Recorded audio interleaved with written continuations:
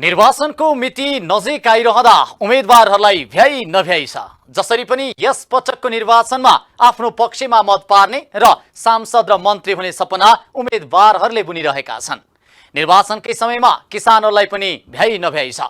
भर्खरै मात्र निकै दुःख कष्ट गरेर धान बाली भित्र्याएका किसान अब हिउँदे बाली अर्थात् गहुँ छर्ने तयारीमा छन्।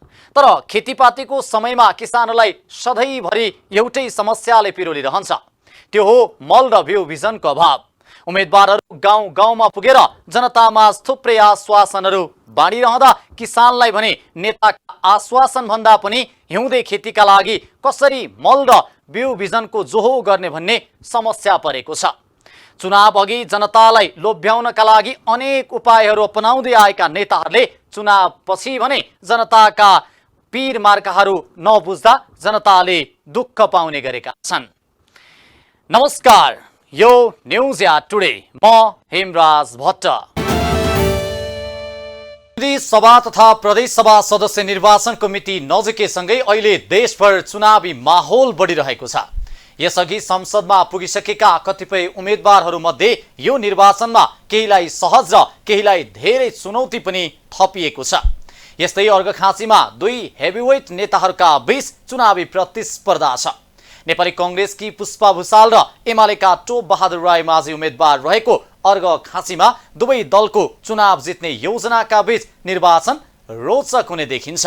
प्रतिनिधि सभा तथा प्रदेश सभा निर्वाचनको मिति नजिकैसँगै अहिले देशभरको माहौल चुनावमय बन्न थालेको छ। यसअघि संसदमा पुगिसकेका कतिपय उम्मेद्वारहरूमध्ये यो निर्वाचनमा केहीलाई सहज र केहीलाई धेरै चुनौती पनि रहेको देखिन्छ। कांग्रेसकी पुष्पा भुसाल र एमालेका टोप बहादुर रायमाझी उम्मेद्वार रहेको अर्घखाँचीमा दुवै दलको चुनाव जित्ने योजनाका बीच निर्वाचन रोचक हुने देखिन्छ। अर्घखाँचीमा प्रतिनिधि सभा सदस्य निर्वाचनका लागि सत्ता गठबन्धनबाट कांग्रेसकी पुष्पा भुसाल र एमालेबाट टोप बहादुर रायमाझी मुख्य प्रतिस्पर्धी रहेका छन्। आजभन्दा 15 वर्ष अघि 2064 सालको संविधान सभा निर्वाचनमा अर्घखाँची जिल्लामा दुईवटा निर्वाचन क्षेत्र रहेका थिए। त्यतिबेला रायमाझी क्षेत्र नम्बर 1 बाट र भुसाल क्षेत्र नम्बर 2 बाट संसदमा प्रवेश गरेका हुन्। अहिले अर्घखाँचीमा प्रतिनिधि सभातर्फ एक मात्र निर्वाचन क्षेत्र रहेको छ। छुट्टा छुट्टै क्षेत्रबाट प्रवेश गरेका दुई नेता यो निर्वाचनमा आम्ने सामने भएका छन्। नेकपा एमालेका रायमाझी चौथो पटक चुनावी प्रतिस्पर्धामा उत्रिएका हुन्। यसअघि उनी 2064 र 2070 को संविधान सभा र 2074 सालको प्रतिनिधि सभा सदस्य निर्वाचनमा माओवादीबाट विजयी भएका थिए। 2074 को चुनावमा माओवादीले एमालेसँग गठबन्धन गरेको थियो। रायमाझी अहिले एमालेका केन्द्रीय सचिव समेत रहेका छन्। लगातार 3 पटकसम्म नेकपा माओवादी केन्द्रबाट चुनाव जितेका रायमाझी अहिले एमालेको सूर्य चुनाव चिन्हबाट चुनाव लड्दैछन्। 2074 सालमा एमाले माओवादी केन्द्र र राष्ट्रिय जनमोर्चाको संयुक्त उम्मेद्वार रहेका रायमाझी 18,000 मतान्तरले विजयी भएका थिए। अर्घखाँचीको पूर्वाधार विकास अगाडि बढाउँदै शिक्षा स्वास्थ्यमा जोड दिने साथै अर्घखाँचीलाई नमुना जिल्ला बनाउनेमा उनले जोड दिएका छन्। पूर्वाधार विकासका कामहरूलाई हामीले अब स्तरोन्नति गर्दै जाने। अब हाम्रो जोड पहिला हाम्रो जोड बाटो खानेपानी र विद्युतीकरणमा थियो भने अब त्यसमा हाम्रो ध्यान हुनेछ। अब शिक्षा स्वास्थ्य र रोजगारीमा हाम्रो जोड हुनेछ। त्यसको लागि कृषि पर्यटन उद्योग व्यवसाय र जलविद्युत क्षेत्रमा पहल कदमी लिनको लागि आयोजना अगाडि बढाउने, पहल कदमी लिने जिल्ला कुन हो भन्दा अर्घखाँची हामीले बनाउनु छ। कांग्रेस केन्द्रीय सदस्य समेत रहेकी पुष्पा भुसाल प्रतिनिधि सभामा उपसभामुख समेत बनिसकेकी छिन्। 2064 सालको संविधान सभा निर्वाचनमा कांग्रेस धेरै ठाउँमा पराजित हुँदा भुसालले अर्घखाँची 2 बाट प्रत्यक्ष चुनाव जितेकी थिइन्। तर 2070 मा भएको संविधान सभा निर्वाचनमा भने भुसाल पराजित भइन्। 2070 सालमा चुनाव हारेकी भुसाल 2074 को प्रतिनिधि सभा निर्वाचनमा समानुपातिक तर्फ सीमित हुनु परेको थियो। 2074 सालमा माओवादी केन्द्रका उम्मेद्वार रहेका टोपबहादुर रायमाझीले जित्दा कंग्रेसका डाक्टर रामबहादुर बिसी पराजित भएका थिए। 2074 सालमा समानुपातिकबाट सांसद बनेकी भूषाल अहिले प्रत्यक्षबाटै मैदानमा जान लागेकी हुन्। भ्रष्टाचार मुक्त समाज बनाउनका लागि राष्ट्रिय ढुकुटीलाई सही ठाउँमा सदुपयोग गर्ने भन्दै मन्त्री र सांसद बन्नु मात्र ठूलो कुरा नभएको भूषालले बताउँदै आएकी छिन्। हाम्रो उद्देश्य छ, हामी अबदेखि हाम्रो लक्ष्य छ, हामीले भ्रष्टाचार मुक्त समाज बनाउनको लागि हामीले राष्ट्रिय ढुकुटीलाई सही ठाउँमा सही व्यक्तिले सही ठाउँबाट सदुपयोग हुनु पर्दछ। त्यहाँ कुनै किसिमका भ्रष्टाचारको गन्ध कसैले पनि देख्न पाउने छैन, सुन्न पाउने छैन, त्यो हाम्रो प्रण रहेको छ। दोस्रो कुरा हामीले देख्यौँ हिजोको दिनमा 5 वर्षमा धेरै पैसाहरू 6 अरबदेखि लिएर 60 करोडदेखि लिएर धेरै पैसाहरू जिल्लाको विकासको नाममा आएको, तर जनताले थाहा पाएन त्यो पैसा कहाँ आयो, कसको लागि आयो, कहाँ प्रयोग भएको छ, कसले त्यसको जीवन परिवर्तन भयो, कुन घरमा त्यसको लाभ पुगेको छ, कुन जीवनशैलीलाई परिवर्तन गर्यो, कसले प्राप्त गर्यो भन्ने कुरा हामीले थाहा पाउनु परेन। तर हाम्रो मान्यता छ, अब सरकार बन्दै जाँदाखेरि प्रधानमन्त्री बन्नु कुरा ठुलो होइन, मन्त्री बन्ने कुरा ठुलो होइन, सांसद बन्ने कुरा ठुलो होइन, सत्तामा पुगिसकेपछि सत्ताले कसरी काम गर्छ भन्ने कुरा त्यो ठुलो कुरा हो। सत्तामा पुगिसकेपछि सत्ताले साँच्चै सामाजिक न्यायको लागि, समृद्धिको लागि, भ्रष्टाचार मुक्त समाजको लागि इमानदारीपूर्वक काम गर्नु पर्दछ, अनि मात्र सरकार बनेको महसुस आम जनताले गर्नेछन्। तर 2064 सालमा सांसद बनेका दुई नेताहरू प्रतिनिधि सभाको उम्मेद्वार भएर जाँदा अझै पनि पुरानै एजेन्डा भने पूरा गर्न नसकेको देखिन्छ। पहिलो संविधान सभा चुनावमा सन्धिखर्क अस्पताललाई 50 शैय्याको बनाउने बासा गरेका रायमाझी लगातार 3 पटक चुनाव जितेर पटक पटक मन्त्री भए। 1 वर्ष अघि लुम्बिनी प्रदेश सरकारले 50 शैय्याको अस्पताल बनाउने प्रस्ताव गरेको भए पनि काम हुन सकेको छैन। स्वास्थ्य क्षेत्रमा भूषालको पनि रायमाझीको भन्दा फरक एजेन्डा छैन। उनको पनि सन्धिखर्क अस्पताललाई स्तर उन्नति गर्दै मेडिकल कलेज खोल्ने गरी संरचना निर्माण गर्ने योजना रहेको छ। त्यस्तै यसअघिका निर्वाचनदेखि नै पटक पटक नौमुरे बहुउद्देश्य जलविद्युत आयोजना दलहरूको नारा बनेको छ। अर्घखाँची र फ्युठानको सीमा सिद्धगंगा 6मा पर्ने नौमुरेबाट 281 मेगावाट विद्युत उत्पादन गर्न सकिने परियोजनाले जनाएको छ। सरकारले यसलाई गौरव को आयोजना घोषणा समेत गरेको छ। उम्मेद्वारहरूले परियोजना निर्माण पूरा गर्ने आश्वासन बाँडिरहेका छन्, तर परियोजना स्थलमा बजेट अभावका कारण कार्यालयमा ताला लगाइएको अवस्थामा रहेको छ। यसरी उम्मेद्वारहरूले वर्षौंदेखि अपुरा रहेका योजनालाई नै भोट माग्ने अस्त्र बनाएका छन्। अर्घखाँचीमा प्रदेशसभा कमा एमालेका चेतनारायण आचार्य र गठबन्धनबाट जनमोर्चाका सागर केसी प्रतिस्पर्धामा रहेका छन् भने प्रदेशसभा खतर्फ कंग्रेसका कमल प्रसाद भूषाल र एमालेका रामजी प्रसाद घिमिरेको उम्मेदवारी रहेको छ। जिल्लाबाट प्रतिनिधि सभा र प्रदेशसभामा गरी 24 जना चुनावी प्रतिस्पर्धामा रहेका छन्। स्थानीय तहको निर्वाचनमा वडा अध्यक्षका उम्मेदवारले पाएको मत अनुसार एमाले भन्दा 5 दलीय गठबन्धन अगाडि छ। स्थानीय तह निर्वाचनमा एमालेले 48,260, कंग्रेसले 37,925, माओवादीले 7,790, राष्ट्रिय जनमोर्चाले 4,294 र एकीकृत समाजवादीले 3,763 मत पाएका छन्। आगामी निर्वाचनका लागि सबै दलहरूले आफ्ना घोषणापत्र सार्वजनिक गरिसकेका छन्। प्रत्येक पटक निर्वाचनको मुखैमा सार्वजनिक गरिने यस्ता घोषणापत्रमा दलहरूले थुप्रै प्रतिबद्धताहरू जनाउने गर्दछन्। यस पटक पनि दलहरूका घोषणापत्र हेर्दा अबको 5 वर्षमा विगतका अधुरा काम र आगामी नयाँ योजनाहरू समेटिएका छन्। राजनैतिक दलहरूले बेरोजगारीको समस्या समाधानका लागि रोजगारीलाई प्राथमिकतामा राखी अबको 5 वर्षमा गरिबी घटाउने प्रतिबद्धता जनाएका छन्। तर नेपालमा अहिले पनि 68 लाख जनताहरू पोसिलो खाना, स्वच्छ खानेपानी, आवास, शिक्षा, सरसफाई र स्वास्थ्य जस्ता आधारभूत आवश्यकतामा पनि खर्च गर्न नसक्ने अवस्थामा रहेका छन्। यस्तो अवस्थामा दलहरूले गरिबी घटाउन जनतासँग पटक पटक गरेका झुटा आश्वासनले देशको गरिबी घट्नुको साटो यो समस्या झन विकराल बन्दै गइरहेको छ। मङ्सिर 4 मा हुने प्रतिनिधि सभा तथा प्रदेश सभा सदस्य निर्वाचनका लागि विभिन्न दलका उम्मेद्वारदेखि स्वतन्त्र उम्मेद्वारले तयारी तीव्र पारेका छन्। नेताहरू मत माग्नका लागि सबैतिर धाइरहेका छन्। जनताका घर घरमै पुगेर उनीहरूका समस्या समाधान गरिदिने आश्वासन बाँडिरहेका छन्। यही बेला ठाउँ ठाउँमा रहेका सुकुम्बासी बस्तीहरूमा पनि उम्मेद्वारको आवत जावत बाक्लो देखिन्छ। हरेक साँझ बिहान कोही न कोही उम्मेद्वार उनीहरूलाई आफू जिते तत्कालै लाल पूर्जा दिने आश्वासन बोकेर आउँछन्। यसभन्दा अघिल्ला निर्वाचनमा सुकुम्बासी बस्तीका धेरैलाई उम्मेद्वारहरूले जितेर गइसकेपछि आफ्नो लाल पूर्जाको समस्या समाधान गर्छन् कि भन्ने आशा पलाउँथ्यो। यसपटक भने उनीहरू त्यही कुरा र प्रतिबद्धता सुनेर वाक्क भएका छन्। नेताले दिएको आश्वासनले उनीहरूमा खासै उत्साह देखिँदैन। सुकुम्बासी बस्तीका मतदाताले यसपटक पनि उम्मेद्वारहरूले विगतकी आश्वासन दोहोर्याएको बताएका छन्। यसभन्दा अघिल्ला निर्वाचनमा सुकुम्बासीलाई लाल पूर्जा दिलाउने, उनीहरूको शिक्षा, स्वास्थ्य, रोजगारीको ग्यारेन्टी लिने प्रतिबद्धता गरेर नेताहरू सरकारमा पुगे। नेताको जीवनशैली फेरिए पनि जनताका पीडा भने उस्तै रहे। तिनै नेताहरू फेरि यसपटक त्यही नारा दोहोर्याएर मत माग्न मतदाताका घर दैलोमा फर्किएका हुन्। सुकुम्बासीलाई लाल पूर्जा दिने, शिक्षा, स्वास्थ्यमा सहज पहुँच पुर्याउने र स्वदेशमै रोजगारी दिने जस्ता मिठा आश्वासन नेताहरूले सुकुम्बासी बस्तीमा दिइरहेका छन्। कैलालीको एक सुकुम्बासी बस्तीका पदम चौधरीले यसपटकको निर्वाचनले खासै खुसी दिन नसकेको बताए। विगतमा निर्वाचनबाट विकास प्रेमी र मतदाताका समस्या समाधान गर्ने नेतृत्व आउने आशाले मन खुसी हुने गरेको थियो।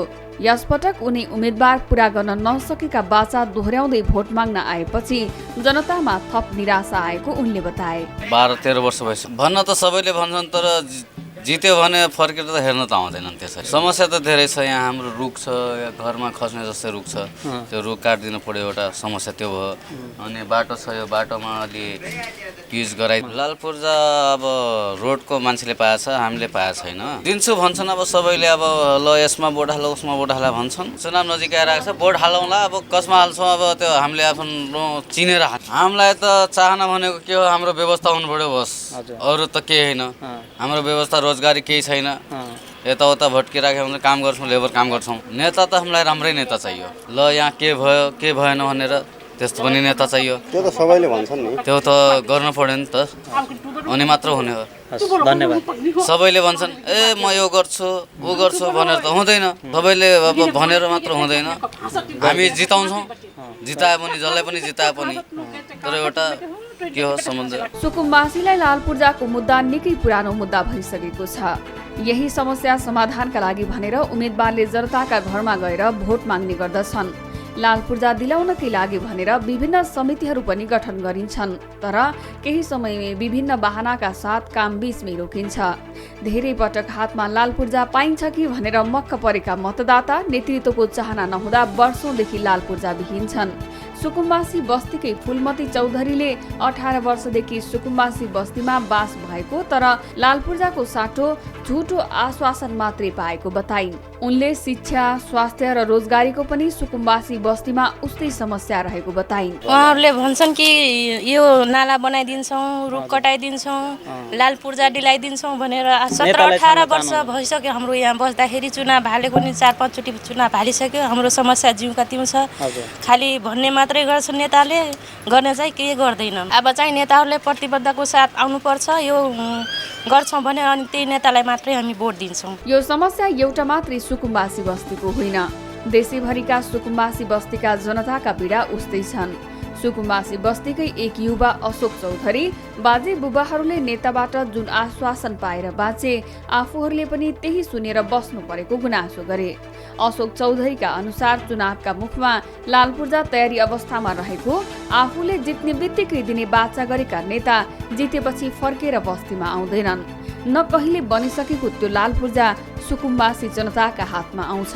अहिले चाहिँ अब त्यस्तै भन्नुहुन्छ। अब नागरिकता भन्दैछु, लाल पूर्जा सबै रेडी भइसकेको छ। यताउता तपाईँहरूले अब यो चुनाव सकिने बित्तिकै यताउता दिन्छौँ भनेर भन्नु। हाम्रो सबैको समस्या बुझोस्, हाम्रो समस्याहरू सबै समाधान गरिदिनु पर्यो। यस्तो छ, अब लाल पूर्जा पाएको छैन। लाल पूर्जा नहुँदा सुकुम्बासी बस्तीका कैयौं परिवारले वर्षौंदेखि भोगचलन गर्दै आएको जग्गामा आफ्नै पूर्ण स्वामित्व भएको महसुस गर्न पाएका छैनन्। लाल पूर्जा नै नभएको जग्गामा राम्रो घाँस बाँस अनि कपासको पनि जोहो उनीहरूले गर्न सकेका छैनन्। यहाँका बालबालिकाको शिक्षाको स्तर पनि बढाउने नेतृत्व आउन नसकेको यस समुदायका मतदाताको गुनासो छ। बेला बेला आउने विपदको पनि यहाँका मतदाताले सामना गर्नु परेको छ। बाढी पहिरो डुबान जस्ता विपदबाट अधिकांश सुकुम्बासी बस्तीका मतदाता प्रभावित हुने गरेका छन्। तर उनीहरूलाई दुखेको बेला साथमा उभिने उनीहरूको आवाज बोल्ने नेतृत्व भने अहिलेसम्म पनि पाउन नसकेको गुनासो यहाँका मतदाताको छ। चुनाव नेता त सबै पार्टीको आइराखेका छन्। अहिले हामीलाई जिताउनुस्, तपाईहरूको व्यवस्था गर्छु भन्छन्। एमाले पार्टीको यसपालि हामीलाई जिताउनु, लाल पूर्जा अवश्य दिन्छु, रुख पनि कटाइदिन्छु भने पनि यो आधा आधा हावाहुरीबाट मान्छे पनि एक दुईचोटि मरेका हुन्, घरमा खसेका हुन्। त्यो पनि हामी व्यक्तिगत पैसा लगाएर कटाएका छौँ। अब नेता त हामी छानिराखेका छौँ, मनमा त छानिसकेका छौँ। हजुर हाम्रो चाहना के छ, हामीले जिताएको नेताले पहिलोचोटि यो रुख काटिदिनु पर्यो, अनि लाल पूर्जा दिनु पर्यो, अनि बाटो यो यस्तो छ नाला बनाइदिनु पर्यो, एकदम साफसफाइ। लाल पूर्जा भएको भए त्यसलाई धितो राखेर कर्जा निकालेर कुनै व्यवसाय गर्न सकिने हुन्छ। अहिले पाएको थोरै जग्गामा न कुनै व्यवसाय गर्न सकिने न त त्यसलाई धितो राख्न मिल्ने भएको छ, जसका कारण सडक जंगल छेउ बसेका सुकुम्बासी जनताले वर्षौंदेखि विभिन्न समस्या खेप्दै आइरहेको बताएका छन्। उनीहरूले जिताएर पठाएको नेतृत्वले निहित स्वार्थका लागि काम गर्दा लाल पूर्जा भोट माग्ने नारा मात्रै भएको उनीहरूको गुनासो छ। सुकुम्बासी समुदायको लाल पूर्जाको समस्या समाधान नहुनुको कारण उनीहरू स्वयं पनि छन्। निर्वाचनका बेला सही नेतृत्व चयन गर्न नसकेर केही व्यक्तिहरू पैसा र अन्य प्रलोभनमा परेर गलत नेतृत्वलाई जिताउन पुग्छन्। फलस्वरूप 5 वर्ष त्यसैको सजाय भोग्न बाध्य हुन्छन् सुकुम्बासी बस्तीका सबै मतदाताहरू। यसपटक भने पार्टीगत रूपबाट मात्रै नभएर निर्वाचनमा स्वतन्त्रहरूको पनि उम्मेदवारी बढेको छ। तसर्थ यो पटक विवेक पुर्याएर पार्टी र आफन्त भन्दा सक्षम नेतृत्वलाई जिताउन आवश्यक देखिन्छ। तब मात्रै वर्षौंदेखि कायम रहेको सुकुम्बासी बस्तीको लाल पूर्जा पाउने सपनाले मूर्त रूप लिन सक्नेछ। निर्वाचनको मुखैमा भोट माग्नका लागि नेताहरू हरेकका घर दैलोमा पुग्ने गर्दछन्। जनताको घर दैलोमा पुगेर उनीहरूका समस्या समाधान गरिदिने थुप्रै आश्वासन पनि बाँडिन्छ। मङ्सिर 4 मा हुने निर्वाचनका लागि पनि भोट माग्न अहिले सुकुम्बासी बस्तीहरूमा उम्मेदवारको लामै ताती छ। हरेक साँझ बिहान विभिन्न राजनैतिक दलका उम्मेदवारहरू आफू जिते तत्काल लाल पूर्जा दिने आश्वासन लिएर त्यहाँ पुग्ने गरेका छन्। तर नेताहरूका आश्वासनप्रति सुकुम्बासी बस्तीका जनता भने विश्वस्त छैनन्। मङ्सिर 4 मा हुने प्रतिनिधि सभा तथा प्रदेश सभा निर्वाचनका लागि प्रत्येक राजनीतिक दलले घोषणापत्र 2079 सार्वजनिक गरिसकेका छन्। दलहरूले आम जनताका समस्यालाई सम्बोधन गर्ने तरिकाले आफ्ना घोषणापत्र तयार पारेका हुन्। राजनैतिक दलहरूले रोजगारीलाई प्राथमिकताका साथ घोषणापत्रमा समेटेका छन् भने अबको 5 वर्षमा गरिबीलाई हटाउने प्रतिबद्धता जनाएका छन्। दलहरूले चुनावी घोषणापत्र निकै लोकप्रिय र महत्वाकांक्षी ल्याउने गरेका छन्। एजेन्डाहरूको उचित व्यवस्थापन र कार्यान्वयन नहुँदा जनताले नेताहरूलाई विश्वास गर्न छाडिसके। तर यो निर्वाचन घोषणापत्र 2079 मा दलहरूले सकेसम्म आफ्नो वाचा पूरा गर्ने प्रतिबद्धता जनाएका छन्। उनीहरूले गरिबीको रेखामुनि रहेका जनतालाई व्यवसाय गर्न अनुदान दिने, जल जमिन जंगल जडीबुटी र जनशक्तिको उच्चतम सदुपयोग गरी मुलुकलाई तीव्र आर्थिक विकासको बाटोमा डोर्याउने घोषणापत्रमा समावेश गरेका छन्। तर नेपालमा अहिले पनि 68 लाख जनता पोसिलो खाना, स्वच्छ खानेपानी, आवास, शिक्षा, सरसफाई र स्वास्थ्यका लागि खर्च गर्न नसक्ने अवस्थामा रहेका छन्। विश्व बैंकले सन् 2004 मा प्रकाशित गरेको एक प्रतिवेदन अनुसार नेपाल दक्षिण एसियामै गरिब मुलुकमा पर्छ। गरिबी र बेरोजगारीको समस्याले नेपालमा विकराल रूप लिएको छ। यस्तो अवस्थामा दलहरूले गरिबी घटाउन जनतासँग पटक पटक गरेका झुटा आश्वासनले मात्र देशले आर्थिक गति लिन सक्दैन। माओवादी नेकपा माओवादी केन्द्रले आगामी 5 वर्षमा हाल कायम रहेको गरिबी कम्तीमा आधाले घटाउने घोषणा गरेको छ। गरिबीको रेखामुनि रहेका सबै नागरिकलाई चुनावको 1 वर्षभित्र राज्य सुरक्षा कार्ड वितरण गर्ने जनाएको छ।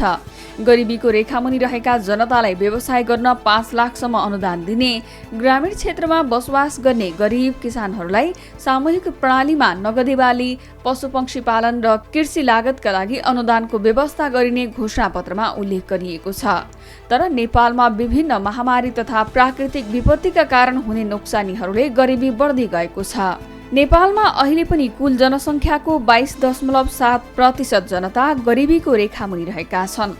विश्वव्यापी मान्यता अनुसार दैनिक 1.90 अमेरिकी डलर अर्थात् महिनामा 6,600 रुपियाँ भन्दा कम आय स्तर हुने जनता गरिबीको रेखामुनि पर्दछन्।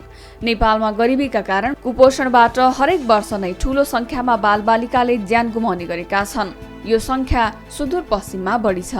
जनता समाजवादी पार्टी जनता समाजवादी पार्टीले आगामी 5 वर्षभित्र निरपेक्ष गरिबीबाट मुक्त गर्ने र बहुआयामिक गरिबीको अनुपातलाई एकल अङ्कमा सीमित गर्ने प्रतिबद्धता पत्र सार्वजनिक गरेको छ।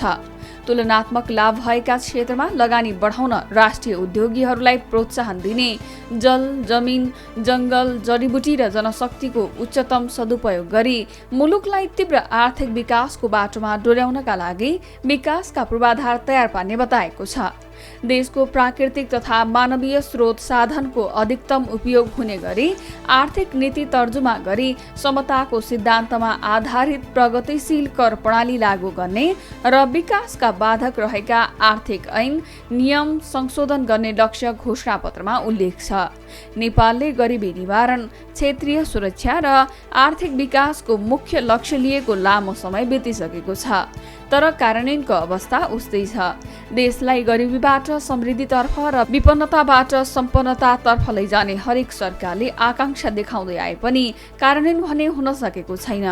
वास्तविक गरिबलाई बजेटले समेट्न नसक्दा आर्थिक रूपमा पनि उनीहरू पछाडि नै परिरहने हुँदा गरिबीको कारणले देशको प्रति व्यक्ति आय पनि घट्ने र अर्थतन्त्र नै पछाडि धकिलिने देखिएको छ। एमाले त्यस्तै नेकपा एमाले समृद्ध नेपाल सुखी नेपाली भन्ने नारालाई प्राथमिकतामा राख्दै देशलाई आर्थिक विकासमा अघि बढाउने प्रतिबद्धता जाहेर गरेको छ।